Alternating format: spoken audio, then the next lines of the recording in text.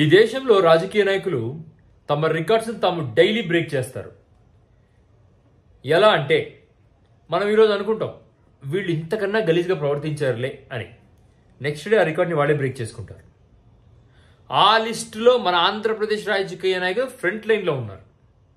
ఇప్పుడు ఇదంతా ఎందుకు చెప్తున్నాను అంటే విజయసాయిరెడ్డి గారిది ఏదో ఇష్యూ వచ్చింది.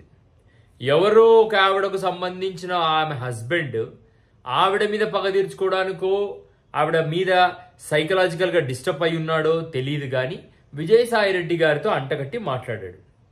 అన్నవాడికి బుద్ధి లేదు, వాడు కడుపుకు అన్నమో గడ్డో తింటున్నారు. మరి దాన్ని ప్రచురించిన వార్తా పేపర్లకు న్యూస్ ఛానళ్లకు ఏముందో ఆ భగవంతుడికి తెలియాలి. దాదాపు 30-40 ఏళ్ల ఏజ్ గ్యాప్ ఉంది ఇద్దరి మధ్యన. వాళ్ళిద్దరి మధ్యన రంకు సంబంధం అంటగట్టి దాన్ని వడ్డించి వార్చి ప్రజలకు విందు భోజనం పెట్టాలని ట్రై చేస్తున్నారు ఈ పచ్చ మీడియా. దీని గురించి కామెంట్ చేయమని ఒక సన్నాసి యూట్యూబ్ ఛానల్ యజమాని రఘురామకృష్ణరాజు గారిని అడిగాడు. అడగటం కూడా ఎంత అసహ్యంగా అడిగాడంటే, విజయసాయిరెడ్డి గారి మీద మీరు ఒపీనియన్ చెప్పండి అంటే దేని గురించి అని ఆయన అడగడం జరిగింది. అంటే ఆయన పిల్లల్ని పుట్టించే శక్తి ఉందా లేదంటారా అంటే దానికి ఇతను స్పందించటం, సార్ మిమ్మల్ని రాజకీయ నాయకులని మేము నమ్మి ఓట్లేసి గెలిపించి అక్కడ చట్టసభల్లో కూర్చోబెడితే విజయసాయిరెడ్డికి పిల్లలు పుట్టే శక్తి ఉందా లేదా అని మీరు మాట్లాడటం, అది కూడా న్యూస్ ఛానల్స్లో, అది కూడా పబ్లిక్ ప్లాట్ఫామ్లో, అది కూడా గౌరవప్రదమైన పొజిషన్లో ఉంటూ మీ విఘ్నతకే వదిలేస్తున్నాం. విజయసాయిరెడ్డి గారికి పిల్లలు పుడతారా లేరా అనే అవసరం మాకు అవసరం లేదు.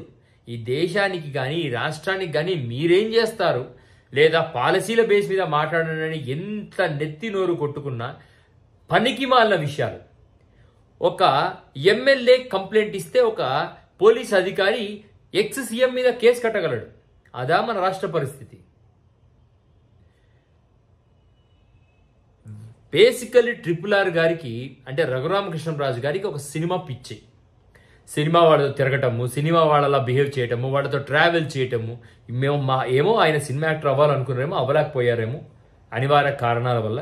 బట్ వాట్ ఎవర్, ఆయన రోజు టీవీల్లో కూర్చొని రచ్చబండ దగ్గర మొదలుపెట్టుకుని ఈ రోజు వరకు మాట్లాడుతున్న ప్రతి మాట జుగుప్సాకరంగా ఉన్నా దయచేసి మీరు ఇక ముందరైనా మీ మాటల్ని కంట్రోల్ చేసుకోండి.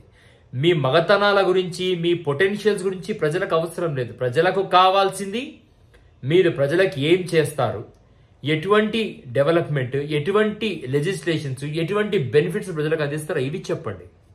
ఇది వినడానికి చాలా చిరాగ్గా ఉన్నా ఇవే చెప్పండి. ప్రజలకు కావాల్సింది టైం పాస్, టెంపరరీ ఎంటర్టైన్మెంట్ కాదు. మీరు ఎప్పుడైతే టెంపరరీ ఎంటర్టైన్మెంట్ ఇవ్వాలనుకుంటారో మీ రాజకీయ సమాధికి మీరే ఇటుకలు పేర్చుకున్న వాళ్ళు అవుతారు.